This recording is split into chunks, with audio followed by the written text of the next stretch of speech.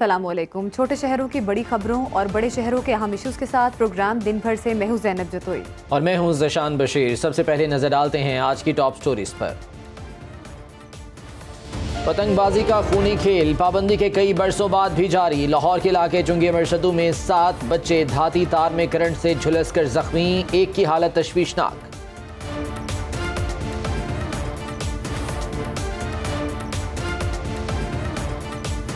ADA टीमों और इंतजामिया का लाहौर में पार्किंग में तजावुजात के खिलाफ ऑपरेशन। अहम शाहराहों पर शॉपिंग मॉल्स, दफातर, रेस्टोरेंट समेत मुतादिद इमलाक सील।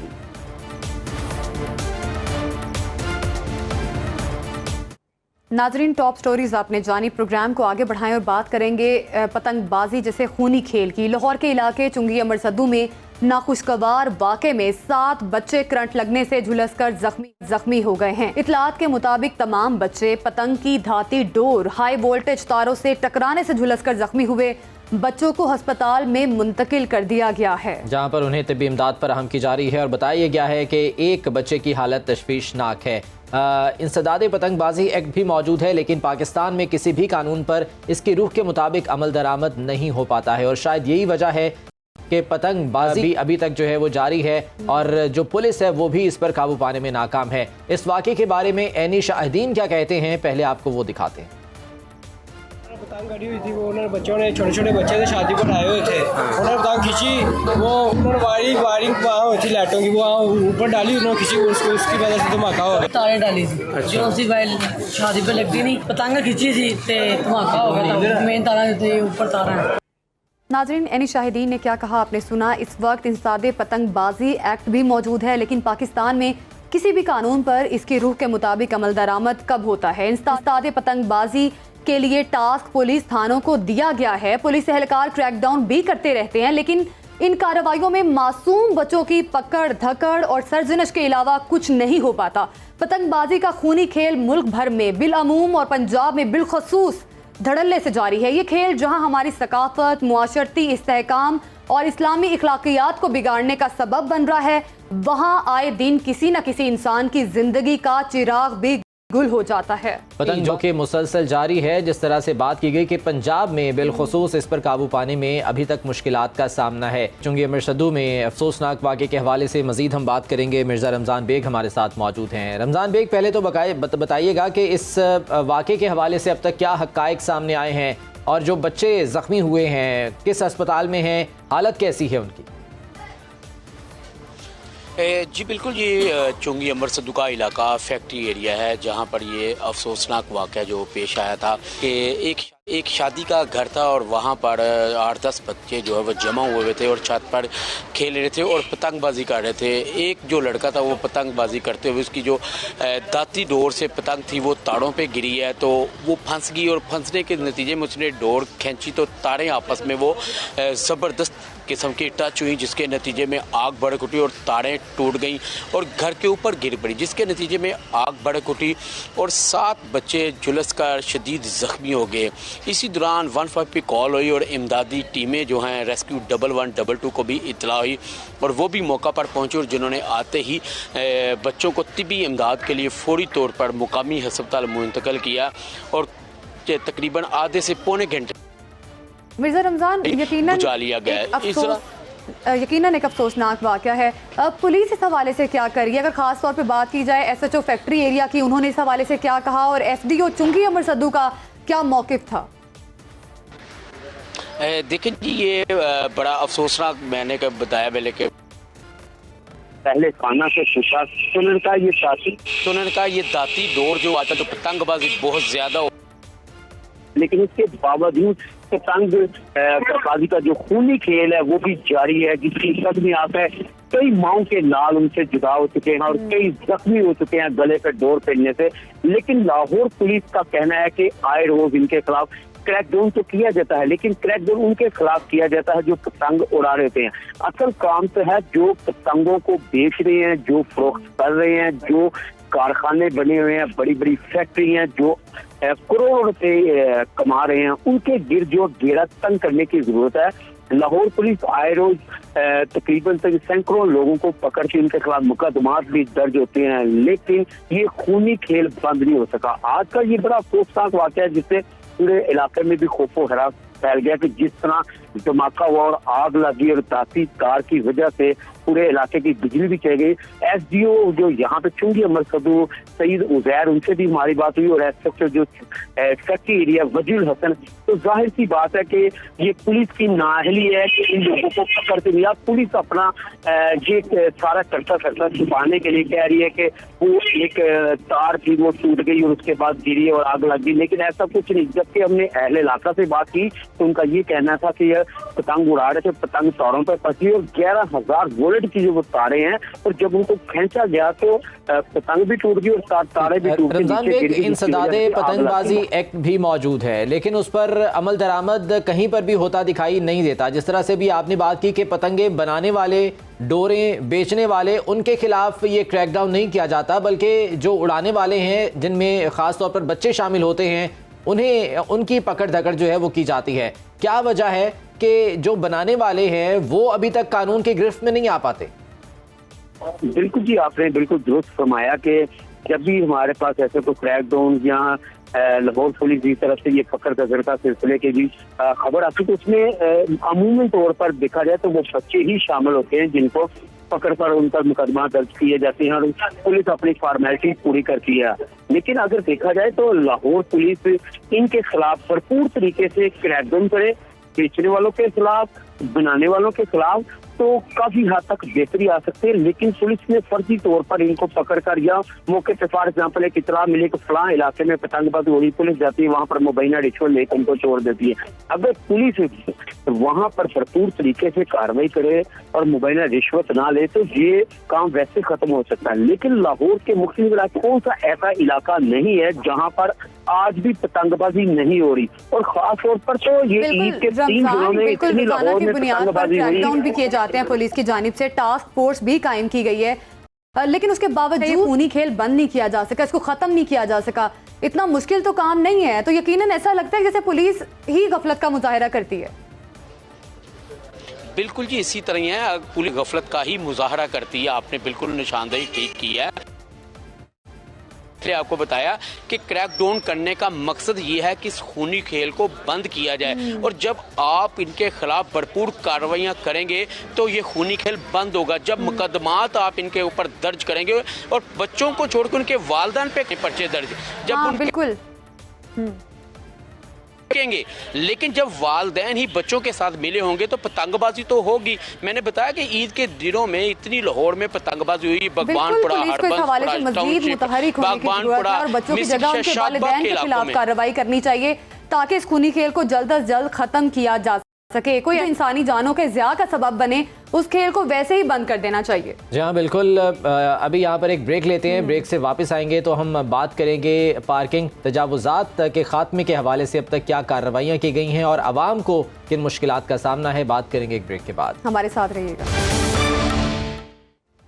वेलकम बैक नाजरीन। अब आपको बताएं कि LDA टीमों ने लाहौर के मुख्तलिफ इलाकों में पार्किंग में तजावुज़ात के खिलाफ ऑपरेशन करके मॉडल शाहराहों और पोश इलाकों में शॉपिंग मॉल्स, दफातर, रेस्टोरेंट्स और कई ऐसी इमलाक है जिनको सील कर दिया है कमिश्नर लाहौर, और उन्होंने यही कहा है कि मोहम्मद अली रंधावा की जानिब से हिदायत भी जारी की गई हैं। LDA टीमों ने लाहौर की 3 मॉडल शाहराहों पर पार्किंग की जगह मुख्तस ना करने और गैर कानूनी लैंड्स के खिलाफ कार्रवाइयाँ की हैं।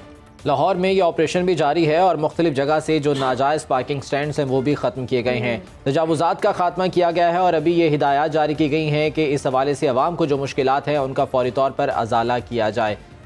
इसी बारे में हम बात करेंगे। हमारे साथ स्टूडियोज़ में मौजूद हैं हमारे रिपोर्टर अली शिराज, उनसे जानते हैं कि क्या कार्रवाइयाँ की जा रही हैं। अली शिराज, बहुत शुक्रिया आपके वक्त का। ये बताइएगा कि अब तक की क्या कार्रवाइयाँ की गई हैं LDA की जानिब से, चूँकि ये गैर कानूनी पार्किंग स्टैंड्स और तजावुज़ात लाहौर का एक बहुत बड़ा मसला है, तो क्या हिदायत क्या है इस सिलसिले में? जी बिल्कुल ज़िशान, अपना इसमें सबसे बड़ा जो इशू आ रहा था वो ये था कि लाहौर के अंदर जितने प्लाजे तैयार हुए हैं उन प्लाज़ों के आगे पार्किंग की गुंजाइश कम है, जिसकी वजह से वहाँ पे रोज़ाना की बुनियाद पर ट्रैफिक का फ़्लो डिस्टर्ब रहता है। ये LDA की जानिब से पहली दफ़ा एक ऐसा सर्वे किया गया जिसमें ये बताया गया है कि ऐसे जो प्लाजे तैयार किए गए हैं जिनके अंदर पार्किंग की जगह रखनी ज़रूरी थी और नक्शे के अंदर भी पार्किंग की जगह जो है वो मेंशन की गई, लेकिन जब उसकी तामीर की गई तो वहाँ पे या तो दुकानें बन चुकी हैं या गोदाम बन चुके हैं या वहाँ पर बाहर स्टॉल लग चुके हैं, जिस पर निगरान वज़ीर आला पंजाब जो मोहसिन नकवी हैं उन्होंने मिनिस्टर हाउसिंग असवर अली नासिर को जो है ये टास्क सौंपा है, जिस पर कमिश्नर लाहौर मोहम्मद अली रंधावा जो कि DG LDA भी हैं उन्होंने बाकायदा तौर पर अपनी टीम के हमरा एक सर्वे करवाया जिसके अंदर ये जांचा गया कि लाहौर के अंदर पार्किंग की प्रॉब्लम्स क्यों ज़्यादा हैं, क्या पार्किंग स्टैंड कम है या पार्किंग स्टैंडों ने तजावज़ात कर रखी हैं।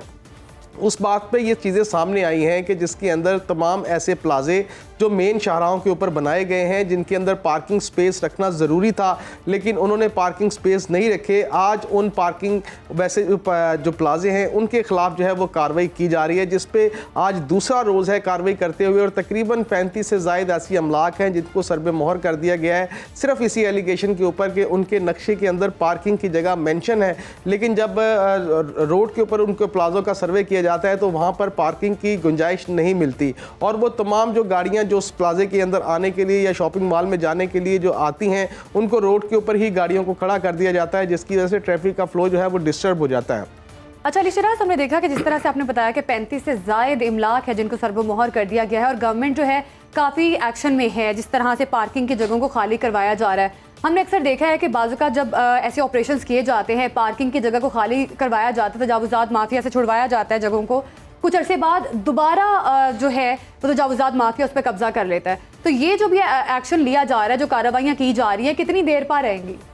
जी ये बहुत अरसा पहले भी जो है ग्रैंड ऑपरेशन लाहौर के अंदर किया गया था जिसके ऊपर बहुत सारी इमारतों को जो है वो नोटिस भी जारी किए, उनको डिमोलिश भी किया गया, लेकिन जब तक एक मैकेनिज़्म नहीं तैयार होगा जो उस इलाके के इंचार्ज हैं जिनकी ज़िम्मेदारी है इन चीज़ों के ऊपर नज़र रखनी, जब तक वो करप्शन से बाहर नहीं आएंगे और लोगों को ऐसे ही मौके फ्राहम करते रहेंगे करप्शन के ज़िम्मे में, तो ये लाहौर का जो जितना भी आपकी गैर कानूनी बिल्डिंग्स हैं और गैर कानूनी जो पार्किंग स्टैंड है, जो तजावज़ात हैं, ये इसी तरह कायम रहेंगी। जिस तरह एक चीज़ ही गैर कानूनी है, अगर आप इंक्रोचमेंट का नाम लेते हैं, तजावज़ात का नाम लेते हैं, तो ये गैर कानूनी चीज़ है, वो किस तरह से लग सकती हैं, जबकि मेट्रोपॉलिटन कॉरपोरेशन यहाँ पे मौजूद है, LDA यहाँ पर मौजूद है, ट्रैफिक पुलिस यहाँ पे मौजूद है, आम पुलिस यहाँ पे मौजूद है।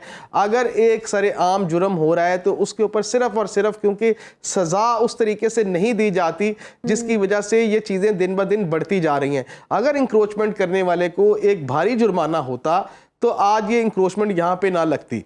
रोज़ाना की बुनियाद पर जितनी इंक्रोचमेंट आप देखते हैं ये रोज़ाना की बुनियाद पर मंथली पे करते हैं और जब ये मंथली पे करते हैं तो उसके बाद ये बड़ी दीदा दलेरी से आके अपनी चीज़ें यहाँ पे लगाते हैं। इस टाइम पर जो फोकस किया जा रहा है लाहौर के अंदर कि जो ऐसी इमारतें, क्योंकि लाहौर हाई कोर्ट के अहकामात के ऊपर 9 ऐसे मॉडल्स रोड डिक्लेयर किए गए हैं जिसको लाहौर हाई कोर्ट ने कहा है कि इसको मॉडल रोड बनाया जाए और यहाँ पर जितनी इमारतें जिनकी मंजूरी हो चुकी है और जो इमारतें बन चुकी हैं उनके अंदर बाकायदा तौर पर जो LDA में जो उन्होंने नक्शा जमा करवाया उसके अंदर जो पार्किंग की जगह रखी उस जगह के मुताबिक जो है यहाँ पर जो है वो पार्किंग होनी चाहिए। यहाँ पर मैं आपको ये भी बताते चलूँ, अगर आप किसी बिल्डिंग का नक्शा पास करवाते हैं, सपोज आप कहते हैं कि मेरे पास 2 कनाल जगह है और मैं यहाँ पर प्लाजा खड़ा करना चाहता हूँ, तो उसके अंदर आपको डिफाइन करना पड़ता है कि यहाँ पे प्लाजा खड़ा करने के बाद आप यहाँ पे कोई रेस्टोरेंट बनाएंगे। अगर आप रेस्टोरेंट बनाएंगे तो लाजमी बात है कि यहाँ पर लोगों का आने जाने का फ्लो ज्यादा हो जाएगा, इस वजह से उनकी पार्किंग स्पेस को उसके मुताबिक देखना पड़ता है। ये शॉपिंग मॉल्स हो जाएं या रेस्टोरेंट्स हैं, इसके अलावा शादी हॉल्स, ये भी एक बहुत बड़ा मसला है। जो पार्किंग बनाई जाती है वहाँ पर तो पार्किंग होती है, ठीक है, लेकिन उसके बाद सड़क पर जिस तरह से आपने बात की कि इंक्रोचमेंट कर दी जाती है, वहाँ पर गैर कानूनी पार्किंग स्टैंड्स बना दिए जाते हैं और इसके पीछे भी एक बहुत बड़ा माफिया है जो कि शायद काबू में नहीं आता और इसी तरह से मंथलियाँ जिस तरह से आप बात कर रहे थे वो लगाई गई हैं। तो क्या ऐसा कोई मैकेनिज्म बनाया जा रहा है कि इन गैर कानूनी पार्किंग स्टैंड्स का जो माफिया है कम से कम इसको कंट्रोल किया जा सके?